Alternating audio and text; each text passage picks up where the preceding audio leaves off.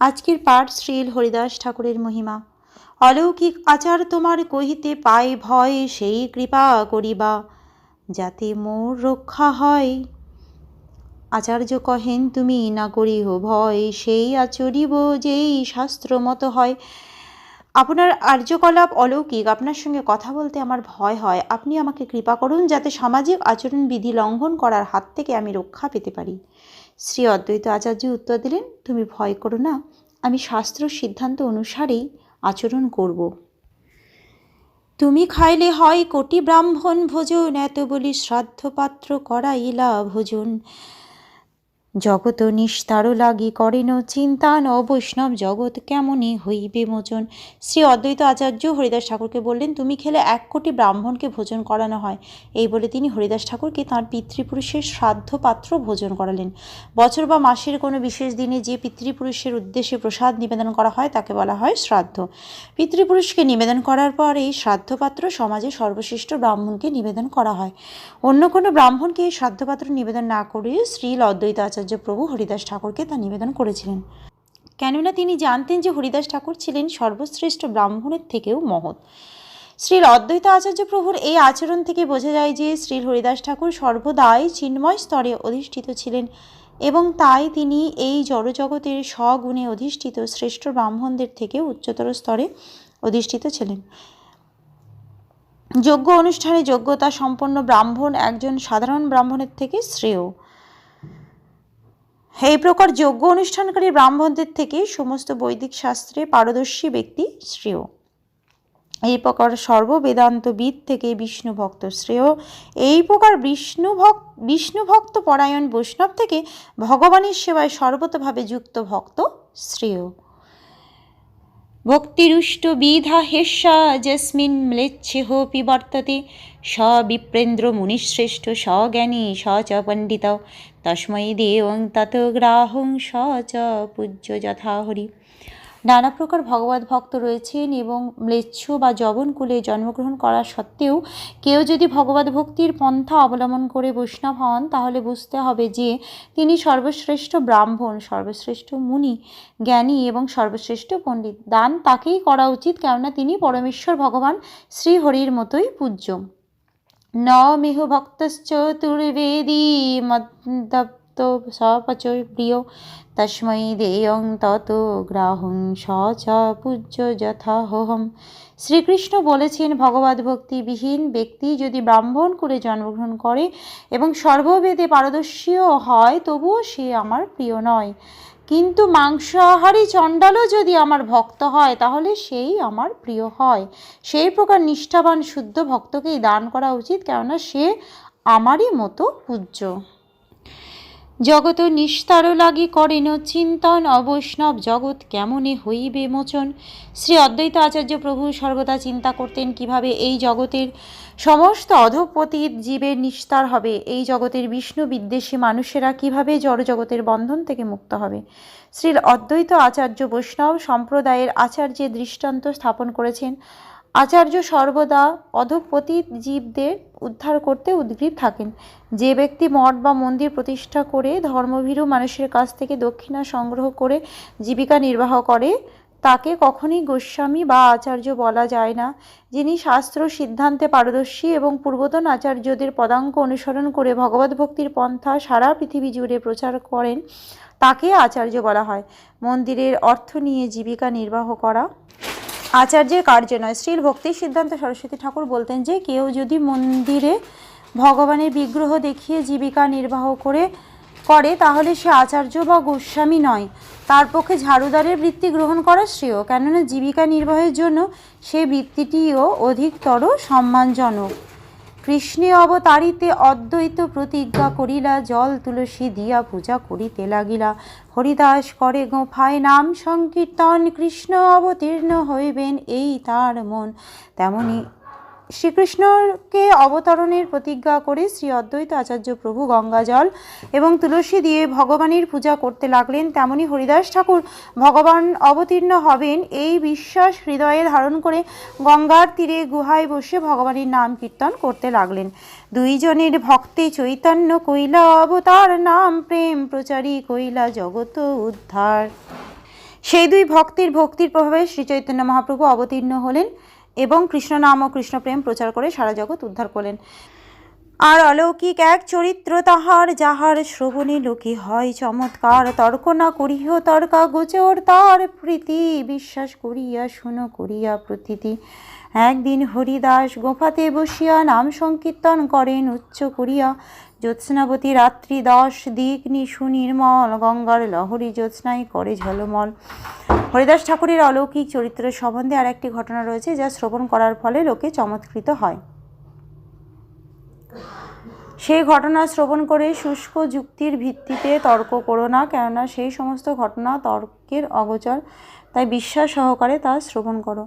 একদিন শ্রী হরিদাস ঠাকুর তাঁর গুহায় বসে উচ্চস্বরে ভগবানের নাম কীর্তন করছিলেন। সেই রাত্রিটি ছিল চন্দ্রের আলোতে উদ্ভাসিত, 10 দিক ছিল সুনির্মল এবং সেই জ্যোৎস্নার আলোতে গঙ্গার লহরী ঝলমল করছিল।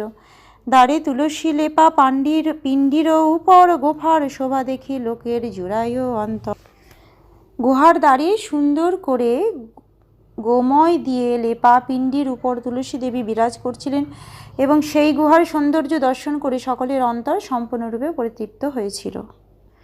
হেনকালে এক নারী অঙ্গনে এলো, তাঁর অঙ্গ কান্তে স্থান পিত বর্ণ হইল।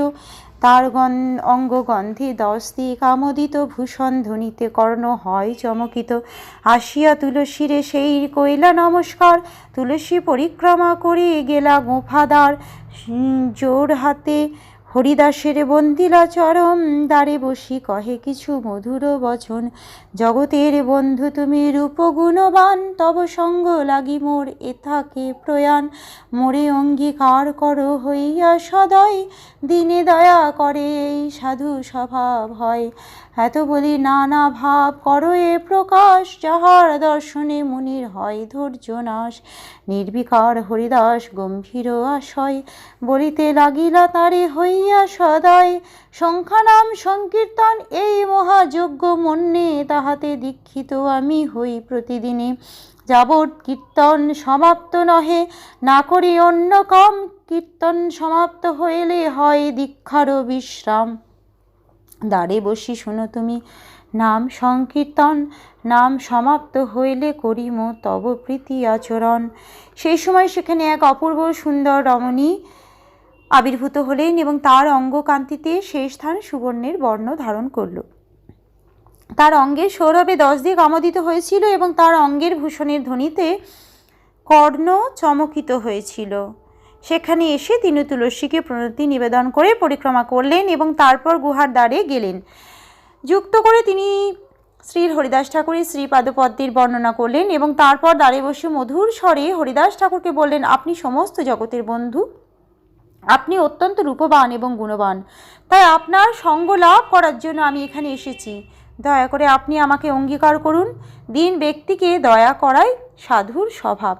এই বলে তিনি বিভিন্নভাবে ভঙ্গি প্রকাশ করতে লাগলেন, যা দর্শন করে মুনিদেরও ধৈর্য নাশ হয়। কিন্তু গভীর স্বভাব হরিদাস ঠাকুর তা দর্শন করে বিচলিত হলেন না। পক্ষান্তরে তার প্রতি অত্যন্ত সদয় হয়ে তাকে বলতে লাগলেন, আমি প্রতিদিন সংখ্যাপূর্বক নাম সংকীর্তন মহাযজ্ঞ সম্পাদন করার দীক্ষা গ্রহণ করেছি। যতক্ষণ পর্যন্ত না আমার এই কীর্তন সমাপ্ত হয় ততক্ষণ পর্যন্ত আমি অন্য কিছু করি না।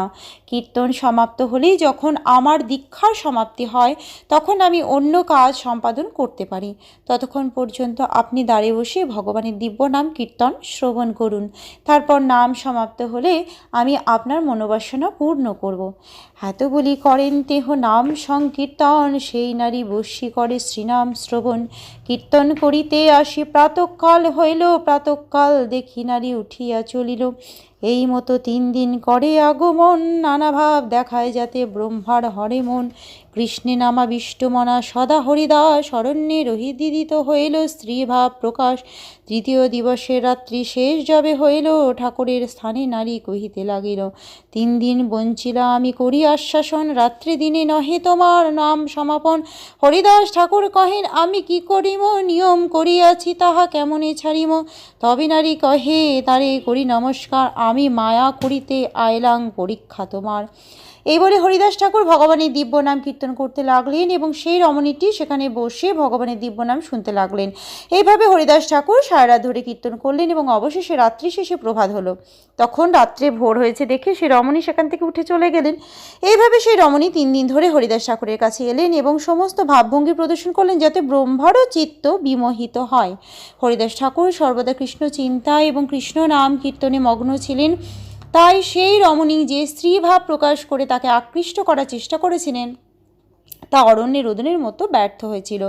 তৃতীয় দিবসে রাত্রি অবসানে সেই রমণী হরিদাস ঠাকুরকে বললেন, 3 দিন আপনি আমাকে আশ্বাস দিয়ে বঞ্চনা করলেন, দিন রাত ভগবানের নাম কীর্তন করেও আপনার নাম গ্রহণ সমাপ্ত হলো না। হরিদাস ঠাকুর তখন তাকে বললেন, আমি কি করব বলুন, আমি যে ব্রত পালন করার অঙ্গীকার করেছি তা আমি কিভাবে ত্যাগ করব। তখন সেই রমণী হরিদাস ঠাকুরকে প্রণতি নিবেদন করে বললেন, আমি মায়া, আমি তোমাকে পরীক্ষা করতে এসেছিলাম। দৈবী হেস্য গুণময়ী মম মায়া দূরত্বায়া মামেব যে প্রপদ্যন্তে মায়া মে তাং তরন্তিতে। এই ত্রিগুণাত্মিকা মায়া আমার দৈব শক্তি এবং তাকে অতিক্রম করা অত্যন্ত দুষ্কর, কিন্তু যে আমার শরণাগত হয় সে অনায়াসে এই মায়াকে অতিক্রম করতে পারে। হরিদাস ঠাকুরের আচরণে তা প্রমাণিত হয়েছে। মায়া সমস্ত জগৎকে বিমোহিত করে। প্রকৃতপক্ষে মায়ার প্রভাবে মোহাচ্ছন্ন হয়ে জীব তার জীবনের প্রকৃত উদ্দেশ্য বিস্মৃত হয়েছে। কিন্তু এই তীব্র আকর্ষণ বিশেষ করে স্ত্রী অঙ্গের সৌন্দর্য ভগবৎ দ্বিমুখ জীবদেরই আকর্ষণ করে। ভগবান বলছেন, মামেব যে প্রপদ্যন্তে মায়া মেতাং তরন্তিতে। যারা আমার শরণাগত তারা মায়া শক্তির দ্বারা পরাভূত হয় না।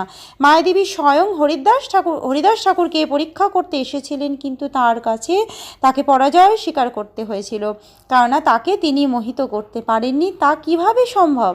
তা সম্ভব হয়েছিল কেননা হরিদাস ঠাকুর ছিলেন শ্রীকৃষ্ণের শ্রীপাদপদ্মে সর্বতভাবে শরণাগত এবং প্রতিদিন 3 লক্ষ নাম গ্রহণ করার ফলে সর্বক্ষণ তিনি শ্রীকৃষ্ণের চিন্তায় মগ্ন থাকতেন।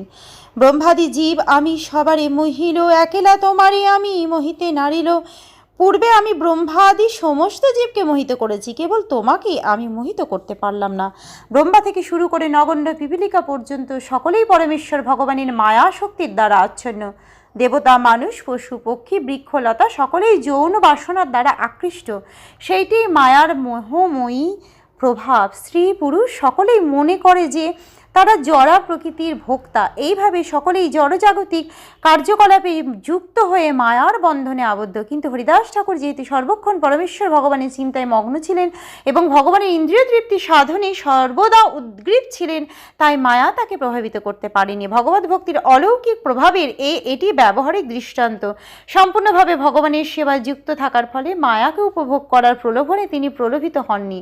শাস্ত্রে বর্ণনা করা হয়েছে যে শুদ্ধ বৈষ্ণব বা ভগবানের শুদ্ধ ভক্ত কখনো জড়জগৎকে ভোগ করার কথা চিন্তা করেন না। জড়জগৎকে ভোগ করার বাসনার চরম পরিণতি হচ্ছে মৈথুন। শুদ্ধ ভক্ত কখনো নিজেকে ভোক্তা বলে মনে করেন না। পক্ষান্তরে তিনি সর্বদা পরমেশ্বর ভগবানের ভোগ্য হতে চান। পরমেশ্বর ভগবান নিত্য, চিন্ময়, ইন্দ্রিয় সুখের অগোচর এবং জড় গুণের অতীত। কেউ যখন ভ্রান্ত দেহাত্ম বুদ্ধি পরিত্যাগ করে এবং সর্বক্ষণ নিজেকে শ্রীকৃষ্ণ ও কৃষ্ণ ভক্তদের নিত্য দাস বলে অভিমান করেন, তখনই কেবল তিনি মায়ার প্রভাব থেকে মুক্ত হতে পারেন। শুদ্ধ জীব যখন এইভাবে অনর্থ নিবৃত্তি স্তরে উন্নত হন, তখন তিনি উপলব্ধি করেন যে এই জড়জগতে উপভোগ করার কিছুই নেই। যথাযথভাবে ভগবত ভক্তি অনুশীলন করার ফলে কেবল এই স্তরে উন্নীত হওয়া যায়। শ্রী রূপ গোস্বামী লিখেছেন, আদৌ শ্রদ্ধা তত সাধু সঙ্গহত ভজন ক্রিয়া তত হ নর্থ নিবৃত্তি সত্যত নিষ্ঠা রুচিস্তত। প্রথমে পারমার্থিক জীবনের প্রতি শ্রদ্ধা সম্পন্ন হতে হয়, তার ফলে সাধুসঙ্গের প্রতি আসক্তি জন্মায়, তারপর সদ্গুরুর কাছে দীক্ষা গ্রহণ করার ফলে ভজন ক্রিয়া শুরু হয়। সদ্গুরু তত্ত্বাবধানে পরমেশ্বর ভগবানের সেবা করার ফলে জীব সমস্ত জড়াশক্তি থেকে মুক্ত হয় এবং তখন পরমেশ্বর ভগবান শ্রীকৃষ্ণের মহিমা শ্রবণে রুচির উদয় হয়। কেউ যখন যথাযথভাবে ভগবত ভক্তি সম্পাদন করেন, তখন সর্বপ্রকার অনর্থ ভগবত ভক্তির প্রতিবন্ধক সমস্ত জড়ভোগ বাসনা আপনা থেকেই দূর হয়ে যায়। আজকের পাঠ এই অবধি। জয় রাধে। ভজ শ্রীকৃষ্ণ চৈতন্য প্রভু নিত্যানন্দ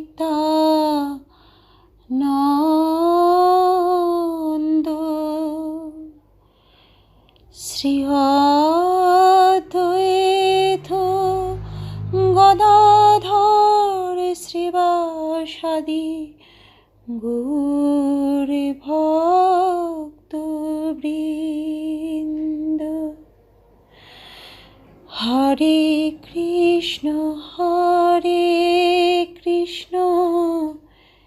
কৃষ্ণ কৃষ্ণ হরে হরে, হরে রাম রাম রাম হরে হরে।